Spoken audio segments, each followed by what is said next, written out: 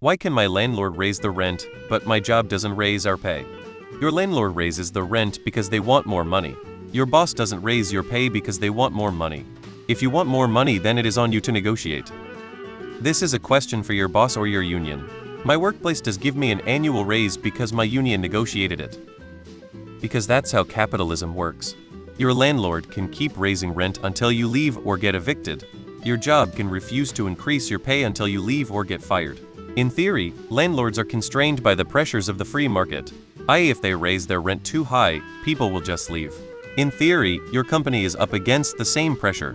If they don't pay market rates, people will just leave. In reality, there's always going to be people like you who get squeezed.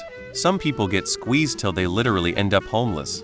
Your company may not have the means to do so. Your company may just choose not to. I'd be looking for somewhere else to work. You get no raises at your job? Either you're not a good employee or you have a crappy employer. Your needs have absolutely nothing to do with what you are paid. Suppose you found a cheaper place to live. Would you voluntarily surrender part of your salary? If your employer hired someone with 11 kids, would you expect them to receive a higher salary because they have to live in a bigger house? If you want more money, you have to convince your employer that you are worth more. When did you ask for a raise? In market terms, your job can afford to pay less as long as you or someone else in your place agrees to work for that money. Your landlord can afford to raise rent as long as you or someone else in your place agree to pay that price.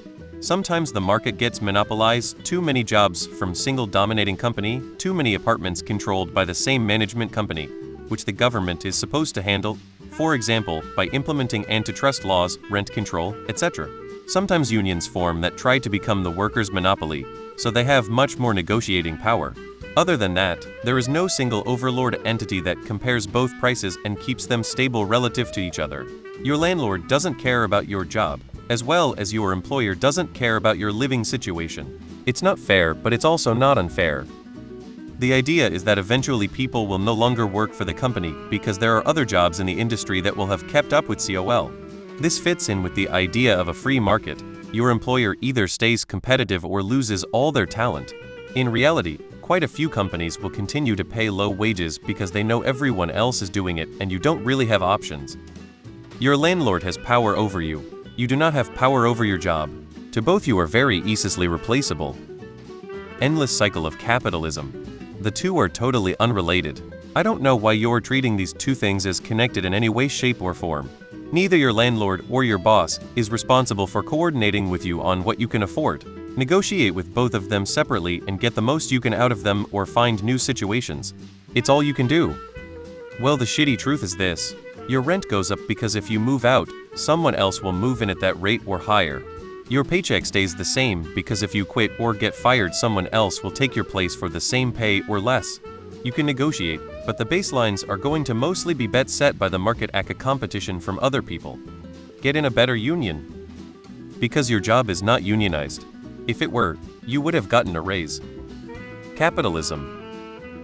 You should at least get a 3 raise each year for inflation. You are also a product, and your cost of materials is always increasing, so you pass those costs on to your customers. Periodically go into your boss office and tell them that they are going to have to increase your wages if they want to keep you, and periodically feel around and interview for new jobs customers. Simple, just become a landlord. At will employment. You are free to seek more lucrative jobs. You can also work to build skills that are more valuable to employers, so you can ask for a pay premium based on those skills. Any employer who doesn't pay enough finds themselves without employees. But it's still the employee that needs to walk away. It's also a shame Kamala didn't win the presidency. 2 of her major plans would push down housing costs. A side effect of this is rental pricing follows because it needs to remain competitive to remain viable.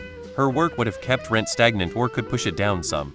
Equally, she was pushing for a national minimum wage bump up to 15 her, which again as a byproduct would push up all wages. Her plans were targeting most of the biggest monthly expenses, housing and healthcare.